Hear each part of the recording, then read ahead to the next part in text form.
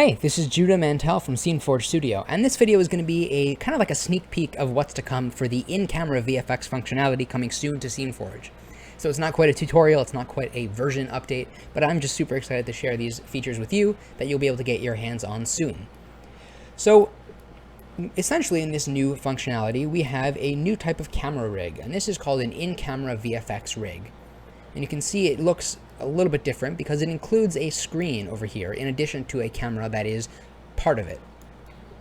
Now, for those of you who don't know what in-camera VFX is, it's a form of virtual production where your camera, your actual real camera, is shooting some sort of LED wall or screen, projector, whatever it is. And the final output of the camera is the content on that screen.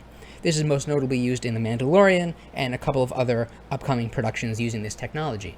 Now, the most important thing is that the camera is tracked so that the backgrounds, the virtual backdrops that are being recorded in real time, properly adjust the perspective.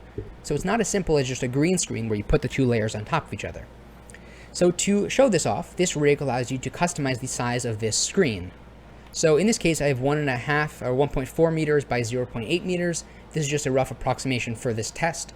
In an actual shoot, you're going to want to be much more precise about the measurements. Now we also have the origin point. Now this is where your tracking is going to start. This is where your camera is essentially going to start if you're using the phone or whatever. So you can enter this very precisely, or you can just edit the origin point manually inside this rig here.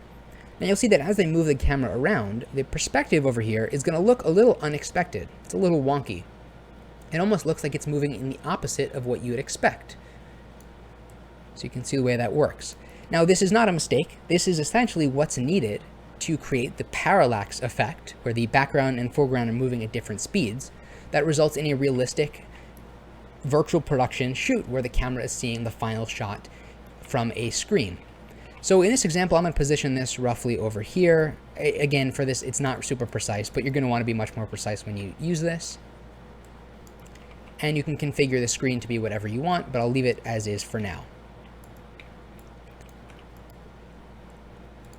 Now you'll see I also have my phone connected, and there's a new mode in the app coming soon, and that is called in-camera. Now what that means is that it's only sending tracking data and not picture data, so you can actually record from your phone's camera like you would in any other app, while still taking into account the tracked position. Or, of course, as I'll show in a minute, you can mount your phone on top of a real DSLR or whatever and track the camera that way. So if I go into shoot mode, and I'm going to open up the in-camera mode here, it's tracked just like the regular virtual camera mode, but you'll see as it moves, it has that parallax warping effect. So to our eyes, our stationary eyes, it looks really weird. But if I were to point the camera at the screen, obviously my screen is very small, but the camera will actually get the proper perspective shift. There you go. So from its perspective, it looks like it's moving around a window. You can see as I move this around, everything is moving properly. Now I'm going to pull up an example from a test shot that I did, where I put my water bottle in front of my screen here. So this is a video of that, and you'll see that because my phone tracking is mounted on top of the camera, as I move my camera around, you'll get the proper perspective shift of my backdrop. Now it is a little stuttery, that's just because of the camera shutter speed relative to my beta version of the software, but you can see it does work really well. And as I move the camera around, it creates the illusion of this window into the 3D world. So if you were to mount your phone to your head, for example, and as you move left and right, you would get this really trippy effect of looking through a fake window. I recommend trying that because it's a lot of fun. So that is just an example of in-camera virtual production using SceneForge. Now again, it is relatively basic at this time, but it does work really well. So if you have a projector, if you have a large TV, plug this in, and in a matter of seconds, you can have a virtual production shoot set up really easily. That'll look really solid with the release software, not quite in beta just yet.